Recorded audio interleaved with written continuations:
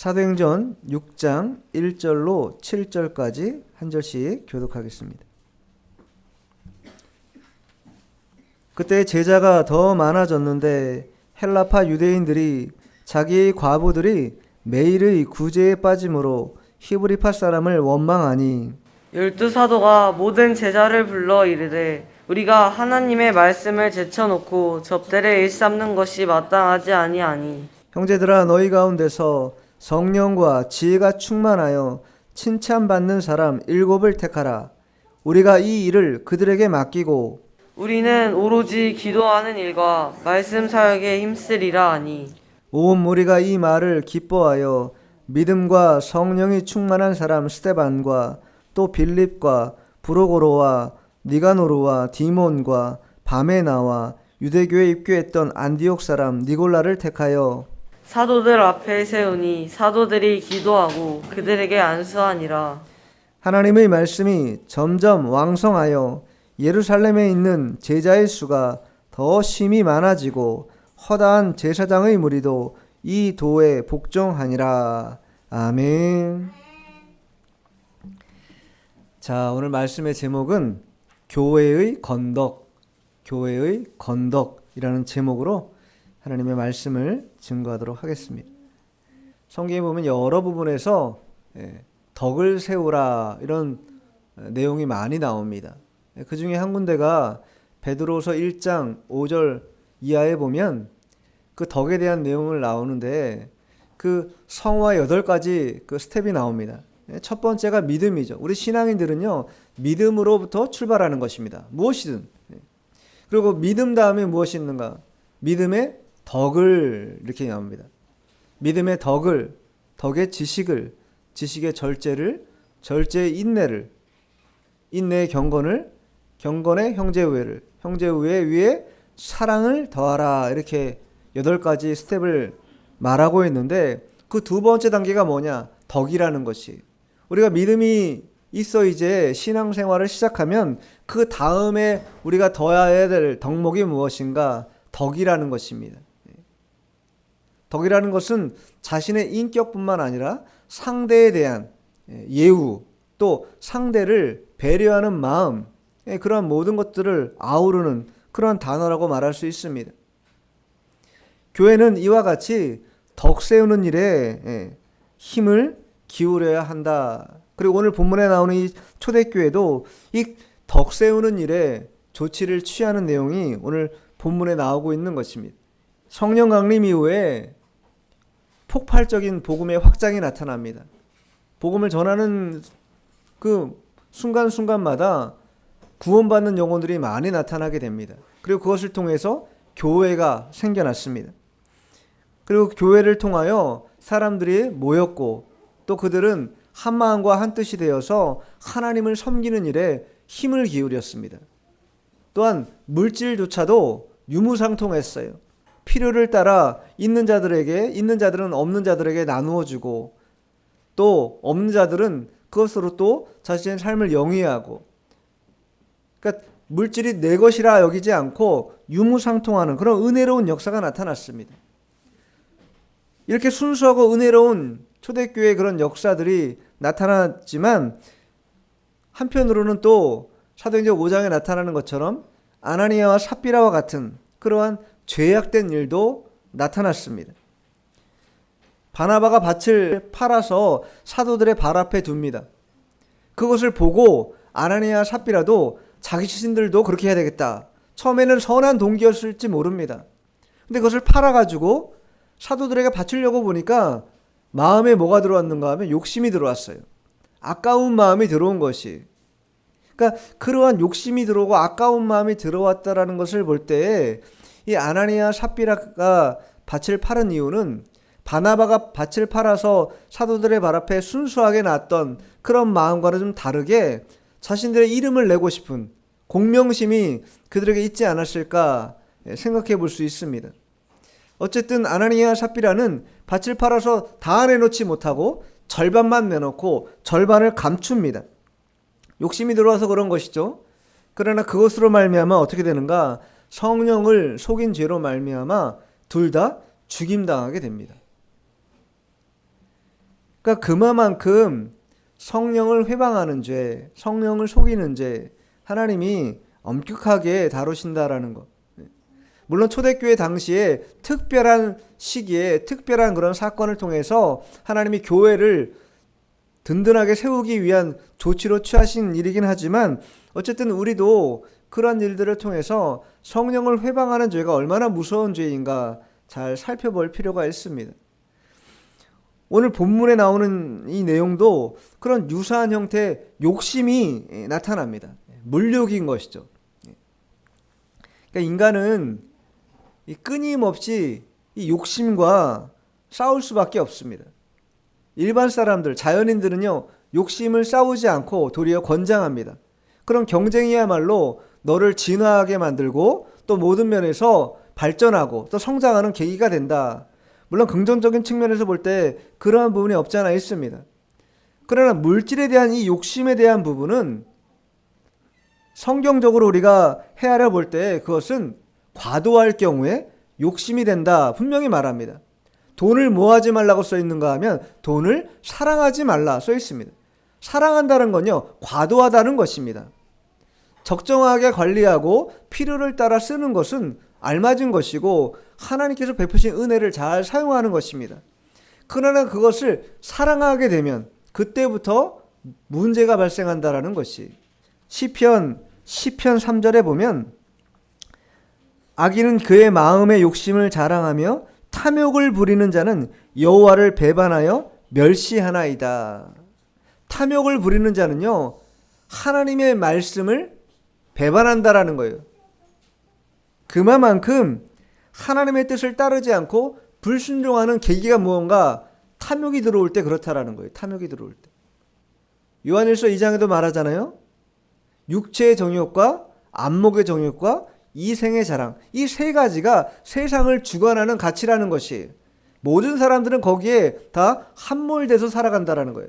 그러나 그것은 하나님의 뜻이 아닌 것입니다.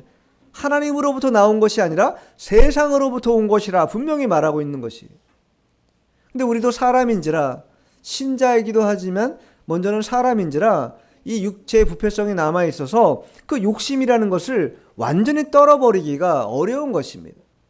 쉬운 일은 아니라는 것이.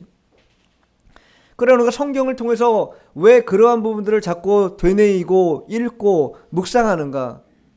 그것이 결국 인생에 실패를 가져온다라는 것을 명료하게 하기 위해서입니다.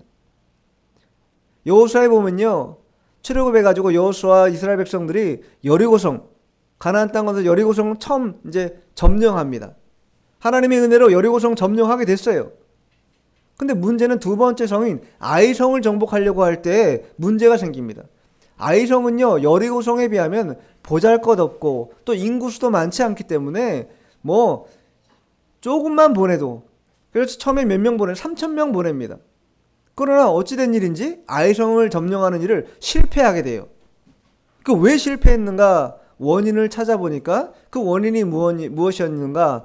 아간이라고 하는, 유다 지파에 속한 아간이라는 자가 하나님이 여리고성에 있는 그 모든 것들을 진멸하라 말씀하셨는데 남겨둔 것이 있었습니다. 은과 외투와 금덩이를 자기 집 마땅에 숨겨둔 것이, 그것이 원인이 되어서 아이성 정복에 실패하고 만 것이. 결국 여호수아가 하나님의 말씀을 따라 그 실패의 원인자인 아간을 찾아내죠. 그리고 그 아간과 아간의 가족들 뿐만 아니라 아간이 키우던 모든 가축까지 다 아골 골짜기로 데려가라. 그리고 거기서 다 죽게 합니다. 모든 자들을, 생명 있는 모든 것들을 죽게 한다라는 거예요. 왜 그런 일이 벌어졌는가? 결국은 아간이 가지고 있는 탐욕, 물질에 대한 욕심, 이것을 제어하지 못하고 하나님의 말씀이 분명히 있었음에도 불구하고 말씀에 순종하지 않고 뭐 한 거예요? 욕심을 취해버린 것이. 그만큼 욕심이라는 것이 우리의 신앙에 있어서 많은 부분 신앙의 걸음을 나아가는 데 있어서 방해 요소가 된다라는 거예요. 성경은 그러한 실패 사례들을 여러 번 우리에게 말해줍니다. 그렇게 말해주는 이유는 그 사례를 통해서 반면교사를 삼으라는 거예요. 너희들은 실패하지 말라라는 것이 오늘 본문에서도 그러한 내용이 언급이 됩니다. 이 세상에 있는 모든 교회는요, 문제없는 교회가 없습니다. 사람이 모이는 곳이기 때문에 문제가 없는 교회는 있을 수 없습니다. 그러나 그 문제를 어떻게 신속하게 최소화해서 해결하는가, 이게 관건이라는 거예요. 그리고 오늘 본문을 통해서도 우리가 보겠지만 이 문제가 발생했을 때 덕을 세운다라는 그런 면, 건덕이라는 측면에서 문제를 해결해야 된다라는 거예요. 덕을 세운다는 면에서 볼 때 문제 해결은요, 결국 내가 희생과 양보를 해야 된다라는 거예요. 상대에게 희생과 양보를 강요하는 게 아니라 나 스스로가 먼저 희생하고 먼저 양보하는 이 덕을 세우는 면을 통해서 교회의 위기, 어려움들을 제어하고 극복할 수 있게 된다라는 것입니다.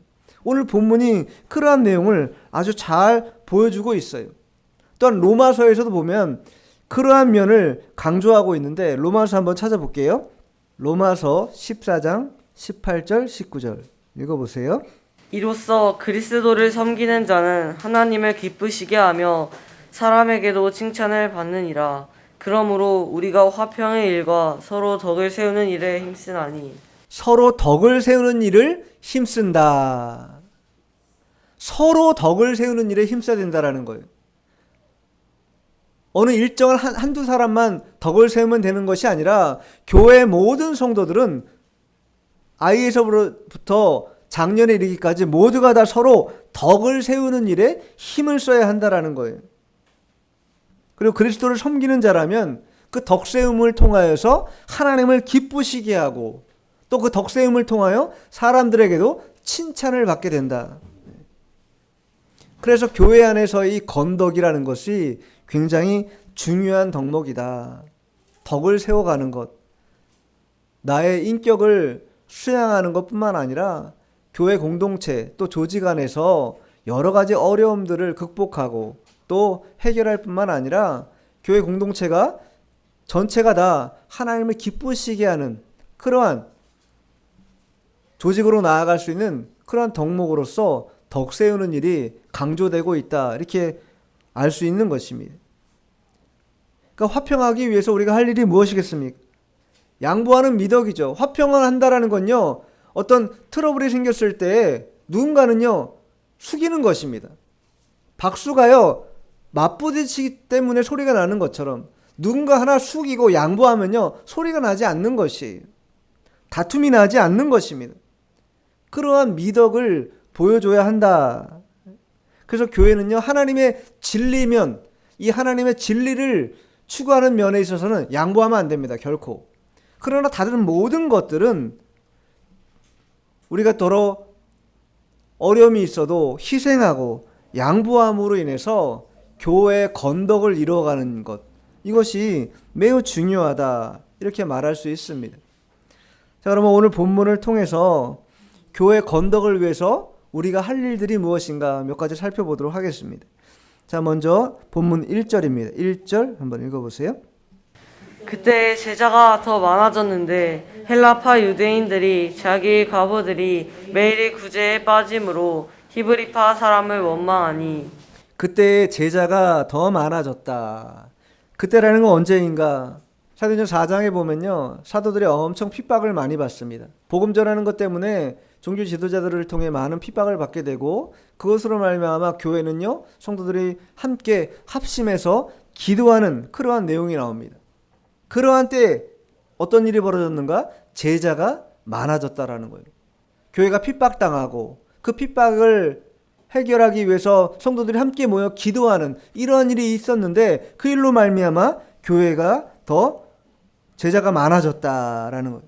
그러니까 제자가 많아졌다라는 것 자체가 사람의 노력이나 사람의 어떤 능력을 통해서 많아진 것이 아니라 전적으로 하나님의 은혜로 말미암아 교회가 또 제자들이 많아졌다, 이것을 말해줍니다. 그러니까 신자들이 많아졌다라는 것은 그만큼 교회 안에 복잡한 문제도 생겼고 또 사람과의 관계 속에 원망과 불평이라고 하는 이러한 단점들도 생겼을 것이 가능한 것이죠. 그래서 오늘 나오잖아요. 1절 하반절에 보면 히브리파 사람을 원망했다. 이 문제가 왜 생겼냐면 그때 당시에 유대 지방을 떠나서 이방 지역에 사는 그런 유대인들이 있었습니다. 외국에서 사는 유대인들이죠. 근데 그러한 자들이 흩어졌다 살다가 다시 유대인 땅으로 돌아오게 됩니다.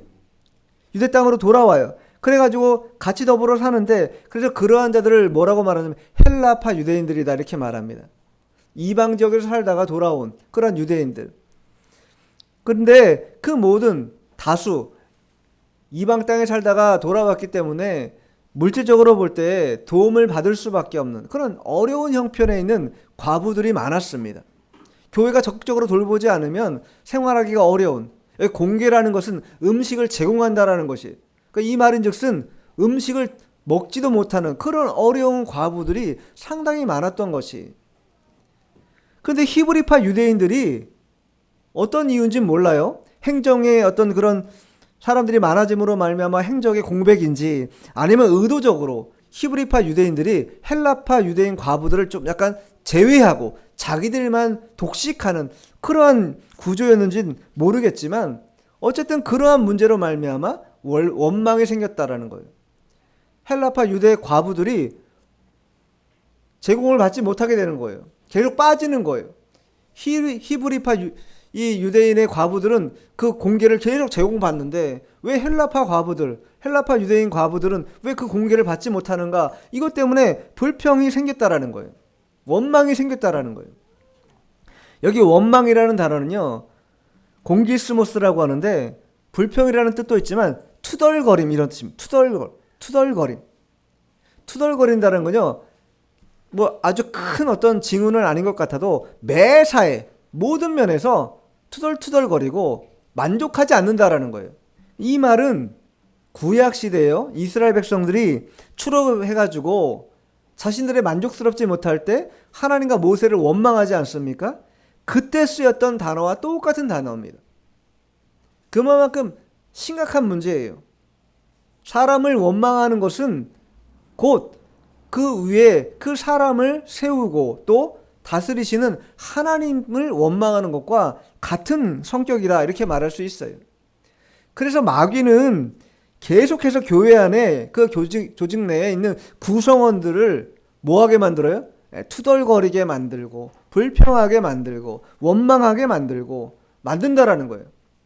왜? 그렇게 해야 교회가 자중질환이 일어나고 서로가 불신하게 되고 하나님을 섬기는 백성으로서 하나 되는 마음을 갖기는커녕 사람들에 대해 적대시하는 그런 마음이 팽배해지기 때문에 마귀는 교회 안에 계속 그러한 불화살을 쏘게 되는 것입니다. 성도는 그런 면을 긴장하고 영적 긴장감을 가지고 깨어서 그러한 것들을 사리 판단할 수 있는 그런 면을 가지고 있어야 됩니다. 이 초대교회가 이렇게 하나님의 크신 은혜로 급격히 성장하고 또 서로 유무상통하는 좋은 면도 있었지만 이 인간의 부패한 본성, 인간이 모인 곳에 이 관계성 속에 만족하지 못하는, 서로가 서로에 대해서 상처 주고 하지 말아야 될 말들과 행동을 하는 이러한 일이 생길 수밖에 없다라는 거예요. 교회 안에. 그러면 이러한 문제가 생겼을 때 어떻게 해야 되는가? 즉각적인 조치가 필요하다. 그러니까 작은 문제, 우리 인생도 마찬가지고 교회도 마찬가지입니다. 개인도 마찬가지입니다. 어떤 삶에 작은 문제가 생겼어요. 근데 그 작은 문제를 방치해야 하잖아요. 그럼 어떻게 됩니까? 뚝이 있는데 뚝에 작은 구멍이 생겼어요. 그러면 처음엔 작은 구멍이지만 그 작은 구멍을 통해서 계속해서 물이 빠져나가면서 점점 어떻게 됩니까? 점점점 구멍이 커지기 시작하면서 급기야는 뚝이 무너지게 되는 그런 결과를 낳는 것처럼 우리 인생도 작은 문제를 소홀히 여기고 뭐 이 정도는 그냥 지나쳐도 괜찮아 라고 생각하면 안 된다라는 거예요. 교회도 마찬가지입니다. 작은 문제를 아주 긴급하게 처리하려고 하는 그런 마음을 갖는 것이 필요하다. 이것이 방치하는 그 순간부터 여러 가지 어려움을 초래하게 한다는 것입니다. 특별히 원망이라는 거, 굉장히 위험한 요소다. 그래서 빌립보서 2장 14절에 보면 모든 일을 원망과 시비가 없이 하라. 교회 일 특별히 그렇고 다른 일도 마찬가지인데 모든 일에 원망과 시비가 생기지 않도록 조화롭게 하라는 거예요. 질서 있게 하라는 것입니다. 원망받을 만한 일을 하지 말라라는 거예요. 시비가 생길 만한 말을 하지 말라라는 것입니다. 자, 본문 돌아와서 2절 읽어보세요. 12사도가 모든 제자를 불러 이르되 우리가 하나님의 말씀을 제쳐놓고 접대를 일삼는 것이 마땅하지 아니하니 접대를 일삼는 것이 마땅하지 않다. 그동안은 제자의 수가 많지 않을 때는 하나님의 말씀 전하는 것과 기도하는 일을 전무할 수 있었는데 사람이 많아지기 시작하면서 무슨 일이 벌어진 거예요? 사도들이 그 일뿐만 아니라 공개하는 일, 접대하는 일까지도 계속 했어야 됐다라는 거예요. 이게 과부하가 걸린 것이죠. 구제 자체가 잘못됐다라는 게 아니라 이러한 구제의 문제 또 교회 행정적인 문제가 많아짐으로 말미암아 정작 중요하게 생각해야 될 말씀과 기도라고 하는 이 원 직무에 소홀하게 되는 것이 문제라는 것이, 우리가 중요도에 따라서 먼저 해야 될 일과 나중 해야 될 일들을 우리가 구분하는데 특별히 주의 종이나 또 교회의 임직자들은 그러한 면에서 선후 관계를 정확히 해야 될 필요가 있는 것입니다. 행정적인 일을 먼저 하려고 하는 그러한 마음을 갖기보다는 먼저 내 안에 이 영적인 면에서 소홀함이 없는가를 점검할 수 있는 그러한 기회가 많아야 되는 것이, 이것이 역전되기 시작하면 반드시 문제가 발생하게 돼 있어요. 그러니까 원래 직무에 소홀하기 시작하면 그 순간부터 문제가 찾아오게 됩니다. 그러니까 교회가 가장 우선적으로 선점해야 될 사역이 무엇인가? 곰곰이 생각해 봐도 기도와 말씀, 이 사역을 집중하는 것이 제일 중요하다라는 것을 우리가 알아야 됩니다. 어쨌든 사도들은 헬라파 유대인 과부들의 불평 사건을 계기로 성도들에게 음식과 식사를 섬기는 것도 중요하지만 그러나 그것은 말씀 사역을 대체하는 일이 아니다 판단한 것이, 신속히 판단한 것이죠. 이렇게 되다가는 교회가 어려움을 직면하게 되겠다 생각하게 된 것이, 또 그 어려움이 있지 않도록 하기 위해서 합리적인 조치를 취해야 되겠다 생각한 것이죠. 자, 그래서 선택한 것이 무엇인가? 자, 3절 4절 읽어보세요. 형제들아 너희 가운데서 성령과 지혜가 충만하여 칭찬받는 사람 7을 택하라. 우리가 이 일을 그들에게 맡기고 우리는 오로지 기도하는 일과 말씀 사역에 힘쓰리라 하니. 물욕으로 인한 이 교회에 닥친 어려움을 극복하기 위해서, 위기를 관리하기 위해서 사도들이 무엇을 했는가? 선택과 집중을 했다. 무엇을 선택하고 무엇에 집중했는가? 3절에 보면요, 너희 가운데서 성령과 지혜가 충만한 자. 교회가 임직을 할 때에, 사람을 뽑을 때에 아무나 뽑지 않았다는 것을 분명히 합니다. 아무나 그냥 기한이 좀 됐고 올해 우리 교회 출석했으니까 임직해야 되겠다, 그러한 것이 아니라는 거예요. 분명히 형제들아 너희 가운데서 성령과 지혜가 충만하여 칭찬받는 사람, 성령과 지혜가 충만해야 된다. 왜 그러냐면 일꾼은요, 아무리 다재다능한 그러한 능력이 있어도 성령이 충만하지 않으면, 여기서 성령 충만하다는 건 무슨 뜻이냐면 하나님 앞에서 신실하지 않으면, 하나님 앞에 충성할 수 있는 마음이 준비되지 않으면 임직을 받아도 충성하지 못하는 것이, 신실하게 순종하지 못하게 됩니다. 그래서 성령 충만이라는 게 중요하다. 이 부분을 로마서에도 또 말하고 있는데 로마서 8장 9절 한번 찾아볼게요. 신약성경 249페이지입니다. 만일 너희 속에 하나님의 영이 거하시면 너희가 육신에 있지 아니하고 영에 있나니 누구든지 그리스도의 영이 없으면 그리스도의 사람이 아니라. 성령 충만이 뭐냐? 영에 있다. 육체에 거하지 않고 영에 거하는 자, 그 자가 바로 성령 충만한 자다. 그리고 그 자가 바로 그리스도의 사람이다. 이렇게 말한다라는 거예요. 영으로 채워져 있다라는 것은 그만큼 모든 생각이 하나님의 뜻에 집중되어 있다라는 거예요. 그리고 하나님의 의지에 피동된다라는 것입니다. 하나님이 어떻게 하시든지 간에 나는 순종하겠다. 그것이 내 감정과 의지와 내 지식에 반하는 일이 된다 할지라도 하나님의 뜻이라면 나는 철저히 순종하겠다라는 결의를 하는 것, 그러한 마음을 채워 있는 것이 바로 성령 충만이라는 거예요. 그리고 그러한 사람이 그리스도의 사람이다. 영에 거하는 사람이다. 교회가 임직을 할 때 집사와 장로를 피택하고 또 그들을 세울 때 반드시 첫 번째 해야 될 일이 뭐냐? 성령 충만한 자가 돼야 된다라는 것이. 근데 성령 충만뿐만 아니라 그 다음에 두 번째 얘기하죠. 지혜가 있어야 된다. 지혜라는 건요, 사리를 분별하는 능력입니다.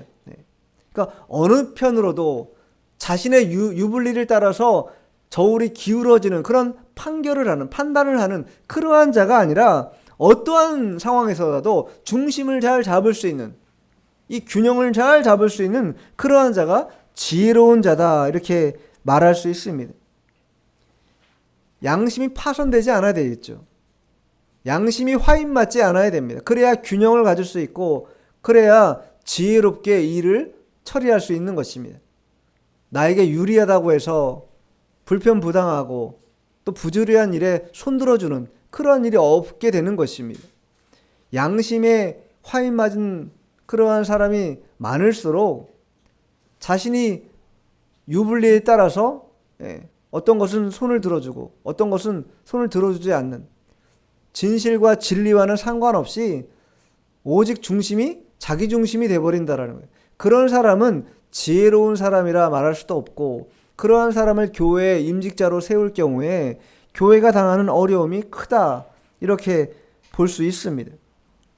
사도들은 성령 충만한 자, 또 지혜로운 자를 선택하는 그러한 일을 먼저 단행하게 되는 것이, 그 7을 택해서 이 일을 맡겼다. 이 일이라는 것은 구제하는 일이죠. 또 그 밖에 교회 행정적인 모든 일을 맡겼다라는 거예요. 그리고 우리는 오로지 기도와 말씀에 전무하리라. 즉 영적인 일에 최선을 다하겠다라는 거예요.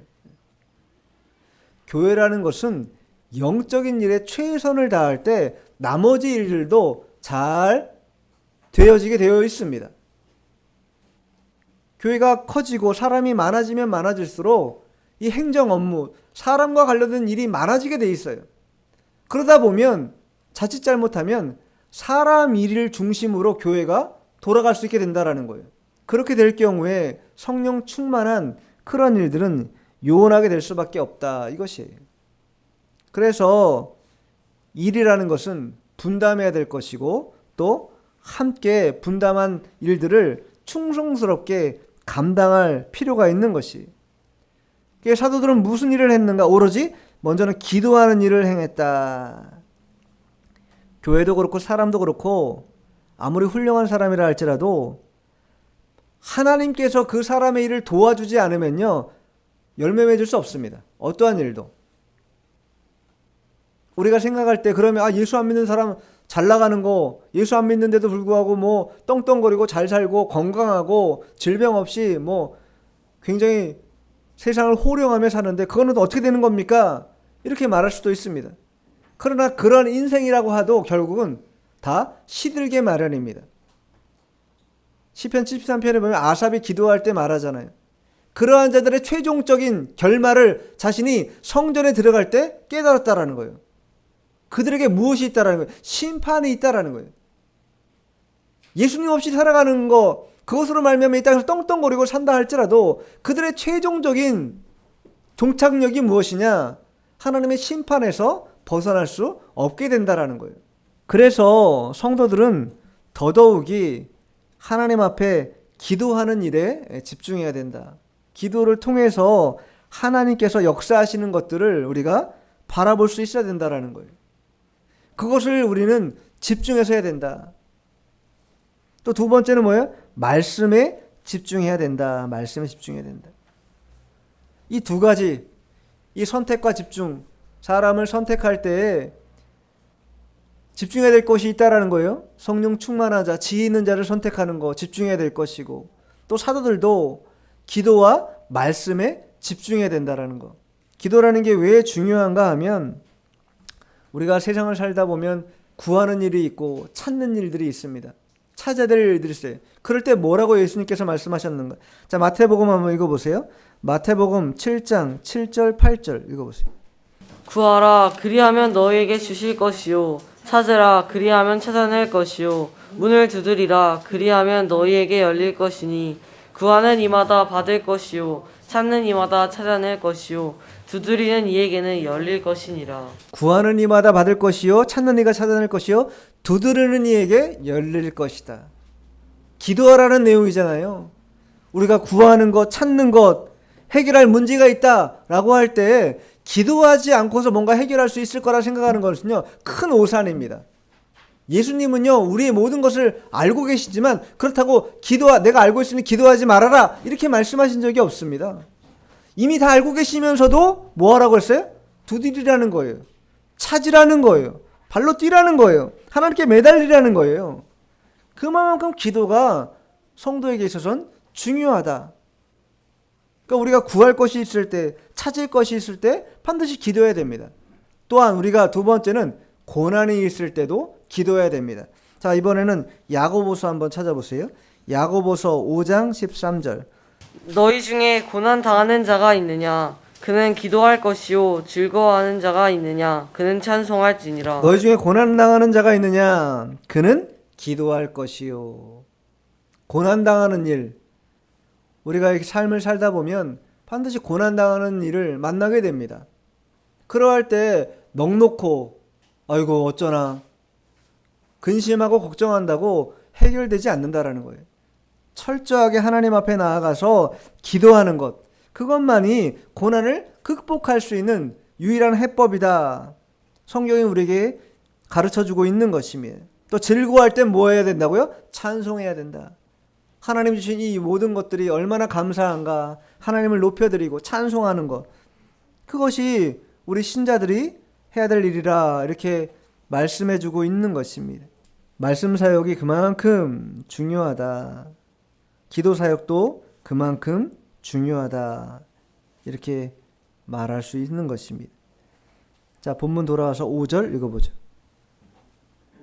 온 무리가 이 말을 기뻐하여 믿음과 성령이 충만한 사람 스데반과 또 빌립과 브로고로와 니가노르와 디몬과 바네나와 유대교에 입교하였던 안디옥 사람 니골라를 택하여 온 무리가 이렇게 나오잖아요. 온 무리가 이 말을 기뻐했다. 네. 사도들이 선택한 이 일들에 대하여 기뻐했다라는 거예요.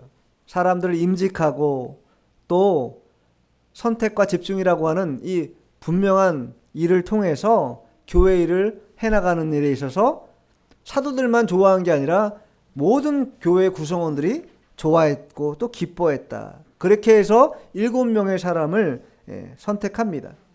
그 앞에 스데반을 지칭할 때 믿음과 성령이 충만한 사람 스데반만 유독 믿음과 성령이 충만한 사람이라고 덧붙이고 있는데, 그렇다고 나머지 6사람이 그렇지 않느냐, 그건 아닙니다. 그러나 그들보다도 훨씬 더 월등한 믿음과 또 충만함이 스데반에게 있었다라는 것을 말해주는 것이, 어쨌든 초대교회는 7명의 집사를 안수하고 임직함으로 이 교회의 모든 행정적인 일들, 구제의 일들을 감당하도록 그렇게 결의를 하게 됩니다. 온 무리가 기뻐했다라는 것은 그의 결정, 처신을 기뻐했다는 것도 있지만 사도들이 일방적인 결정이 아니었다라는 거예요. 교회가 어떤 일을 처리할 때 있어서 모두가 동의할 수 있는, 모든 교인들이 흔쾌하게 그 결정을 따라갈 수 있는 그런 결정이 될 때까지 인내하고 또 참고 함께 가는 것이 대단히 중요합니다.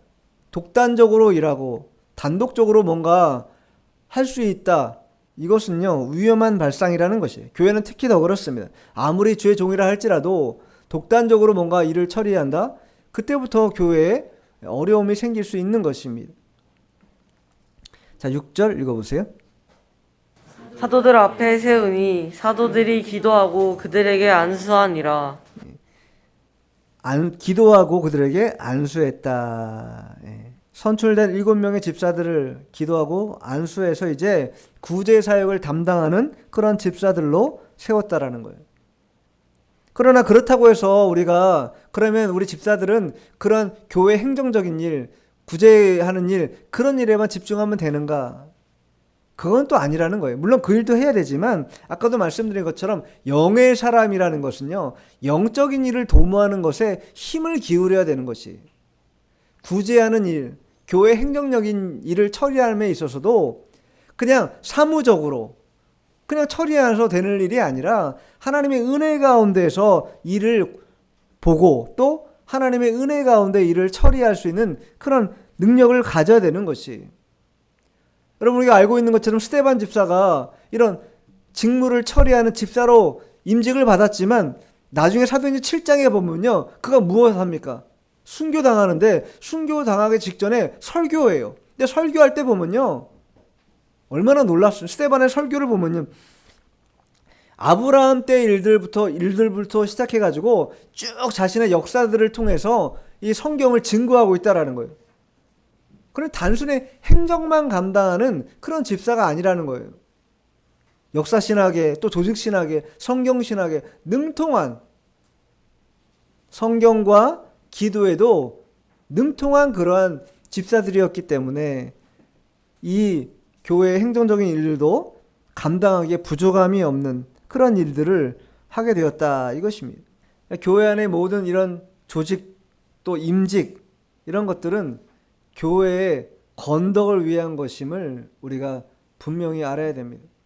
덕을 세운다라는 것, 여러 가지 교회에 어려움이 찾아올 수 있는데 위기 관리를 할 수 있어야 되고, 두 번째는 선택과 집중을 통해서 무엇을 먼저 해야 되는가, 무엇을 나중에 해야 되는가 분명히 알아야 한다라는 것이.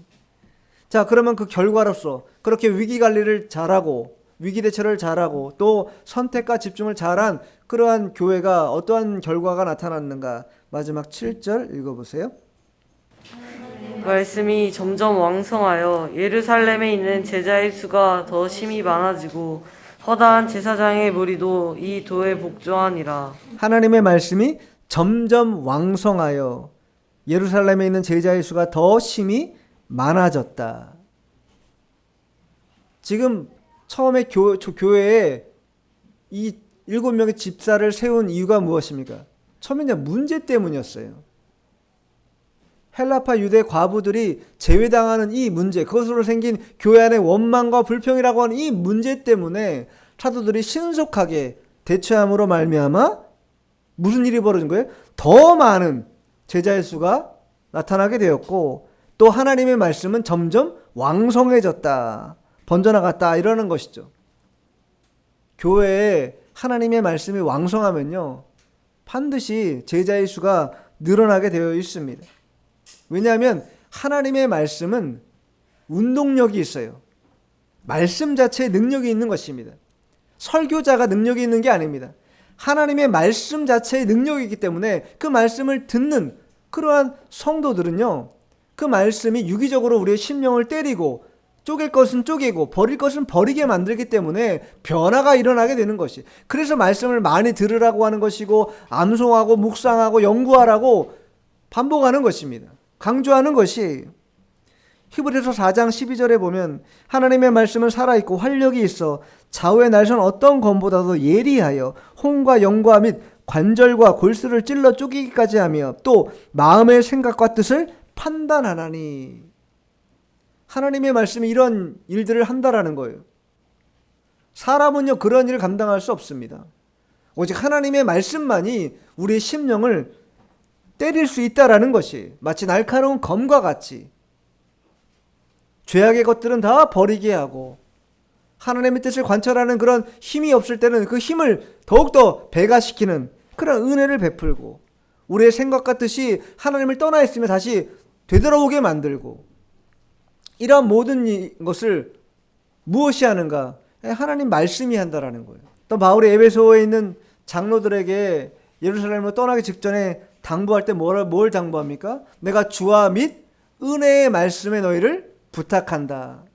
주님과 교회의 말씀에 너희들을 부탁한다는 거예요. 내가 없더라도, 사람이 없더라도 교회는 주님과 하나님의 말씀이면 든든하게 세워질 수 있다.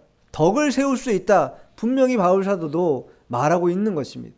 그리고 7절 하반절에 보니까 허다한 제사장의 무리도 이 도에 복종했다. 유대인 제사장이라는 건요, 유대교의 신봉자들입니다. 철저한 자들입니다. 근데 그러한 자들조차도 복음의 말씀을 듣자 어떻게 된 거예요? 회심하게 된 것이에요. 돌이키게 된 것입니다. 말씀이 이와 같다라는 거예요. 인간의 가치관, 또 습관, 경험 이런 걸 뛰어넘게 한다라는 거예요. 그만큼 하나님의 말씀이 능력이 있다. 교회가 덕을 세울 때 이 하나님의 말씀은 왕성해진다. 이렇게 말할 수 있습니다. 교회 건덕을 위해서 사도들은 교회에 찾아온 위기, 그 위기를 어떻게 했는가, 잘 극복할 수 있도록 아주 선명한 그런 대처를 통해서 극복합니다.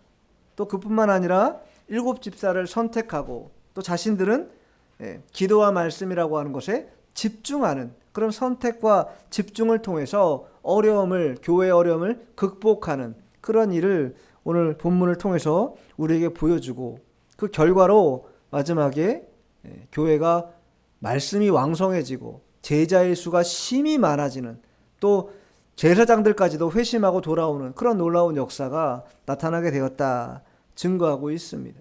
성도는요, 교회 안에서 또는 교회 밖에서 항상 이와 같이 덕을 세우는 일에 앞장서야 되고 힘써야 됩니다. 그래야 교회도 세워지는 것이요, 하나님을 기쁘시게 하는 것이고, 또한 다른 사람들에게도 칭찬받을 수 있는 그러한 일이라는 것을 우리가 알고, 교회 안팎으로 우리가 건덕을 이루는 일에 힘을 쏟는 그런 성도가 되어야 될 것입니다. 기도하겠습니다.